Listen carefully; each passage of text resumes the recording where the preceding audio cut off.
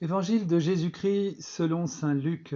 En ce temps-là, comme certains disciples de Jésus parlaient du temple, des belles pierres et des ex-voto qui le décoraient, Jésus leur déclara: Ce que vous contemplez, des jours viendra où il n'en restera pas pierre sur pierre, tout sera détruit.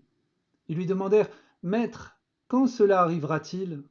Et quel sera le signe que cela est sur le point d'arriver?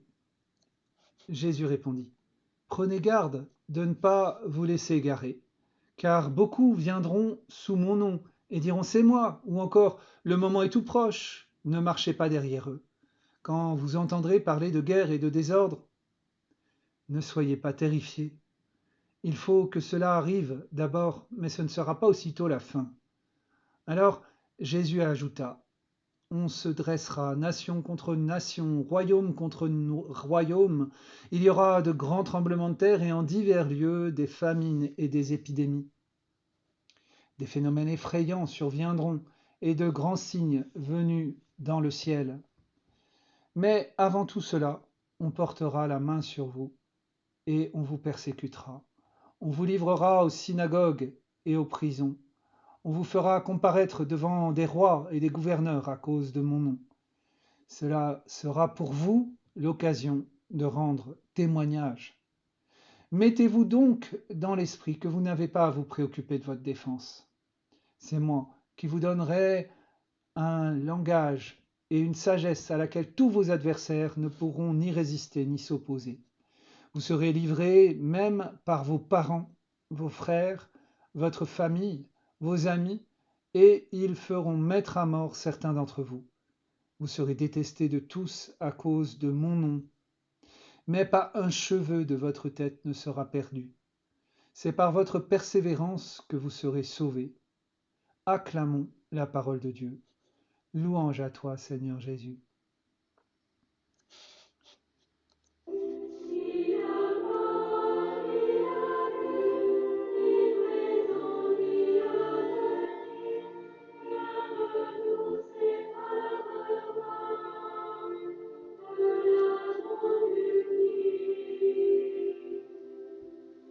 Concours bien de ceux qui aiment Dieu. Ce sera pour vous l'occasion de rendre témoignage. La fin de l'année liturgique nous invite à nous préparer au retour du Christ à la fin des temps. Quand cela arrivera-t-il?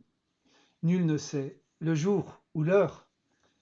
Il ne faut pas nous laisser égarer par les faux prophètes qui surgissent à l'occasion des épreuves. Jésus nous donne aujourd'hui la juste attitude dans l'attente de son avènement définitif, la persévérance dans la foi et le témoignage. Devant les épreuves de la vie, nous sommes tous menacés par la pesanteur, c'est-à-dire par le découragement dans les soucis, l'endormissement de la foi, la peur de la mort et la tentation de se croire abandonné par Dieu à l'heure des épreuves. Ce passage du chapitre 21 de l'évangile de Luc adopte le genre littéraire apocalyptique pour nous encourager. C'est un langage auquel nous sommes peu habitués. Il a surgi à l'époque de la déportation à Babylone avec le prophète Daniel. Dans un langage imagé et mystérieux, pour ceux qui n'en connaissent pas les codes, il affirme dans un temps d'épreuve et de persécution que l'amour de Dieu aura le dernier mot malgré les apparences. Un peu comme dans le dernier livre de la Bible, l'Apocalypse. Dieu est fidèle.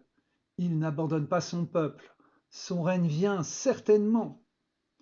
Quant aux autres bêtes, la domination leur fut retirée.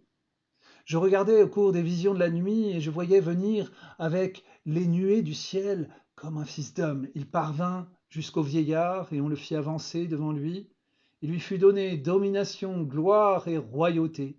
Tous les peuples, toutes les nations et les gens de toutes les langues le servirent. Sa domination est une domination éternelle qui ne passera pas, et sa royauté une royauté qui ne sera pas détruite.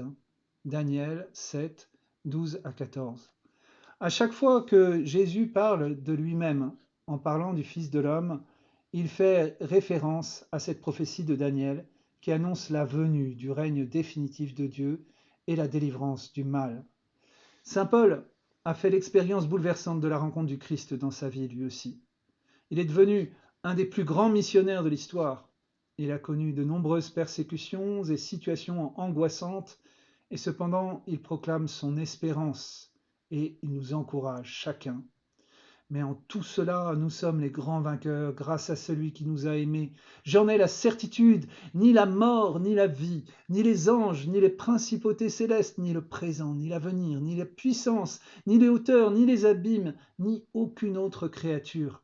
Rien ne pourra nous séparer de l'amour de Dieu qui est dans le Christ Jésus notre Seigneur. Romains 8, 37. Le même saint Paul dit encore aux chrétiens, aux Corinthiens éprouvés: Dieu m'a déclaré, ma grâce te suffit, car ma puissance donne toute sa mesure dans la faiblesse. C'est donc très volontiers que je mettrai plutôt ma fierté dans mes faiblesses, afin que la puissance du Christ fasse en moi sa demeure. C'est pourquoi j'accepte de grand cœur pour le Christ les faiblesses, les insultes, les contraintes, les persécutions et les situations angoissantes, car lorsque je suis faible, c'est alors que je suis fort. 1 Corinthiens 12, 9 à 10. C'est la promesse que nous recevons de Jésus aujourd'hui dans cet évangile. Pas un cheveu de votre tête ne sera perdu. C'est par votre persévérance que vous serez sauvés. Nous sommes précieux pour Dieu. Il est toujours avec nous. Avec Paul, nous pouvons faire l'expérience de cette présence du ressuscité qui nous accompagne dans nos épreuves. Jésus nous encourage en nous promettant le soutien de son esprit pour nous conseiller et nous consoler. Sa puissance d'amour agit dans notre faiblesse. Il nous dit aussi que les épreuves pour nous-mêmes et les autres, les persécutions, sont une occasion de témoignage. Jésus, par le baptême, fait de nous des témoins. Il nous envoie pour témoigner de ce que cela change de vivre toute chose en communion avec lui. Les joies pour rendre grâce à Dieu, qui est source de tout bien, et les épreuves pour expérimenter son soutien et le déjà là de la résurrection. Nous aurons peut-être à traverser toutes sortes d'épreuves et de persécutions, mais, comme dit Paul, toute chose concourt au bien de ceux qui aiment Dieu. Romains 8, 28. Si nous persévérons dans la foi et le témoignage, cela sera l'occasion de grandir dans l'amour et la communion avec le Christ mort et ressuscité pour nous. Mais comment nous préparer au témoignage? Peut-être plus particulièrement en relisant nos expériences de salut, en faisant mémoire de notre passé avec Dieu, de notre histoire sainte. C'est là que nous pouvons nous préparer au témoignage. Dieu nous a donné à chacun de vivre dans nos vies des passages de la mort à la vie, de l'angoisse à la paix, de la tristesse à la joie. C'est ces traversées avec Dieu des épreuves relues dans la foi dont nous sommes appelés à témoigner. Aujourd'hui encore, notre monde est marqué par de nombreuses épreuves qui ressemblent à celles dont nous parle l'Évangile.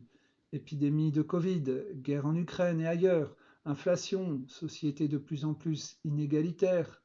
Ce sera pour vous l'occasion de rendre témoignage. Que le Seigneur ouvre notre cœur et notre intelligence pour saisir ces occasions de rendre témoignage. Je vous propose de partager plus particulièrement sur ce dont chacun peut témoigner dans sa vie avec Dieu. Quelle traversée de la mort à la vie le Seigneur a permis à chacun de faire. Et puis à vivre cette semaine, écrire sur un carnet les passages de ma vie dans lesquels je peux rendre témoignage de cette présence du Christ qui m'a aidé à traverser telle et telle épreuve. Bon partage.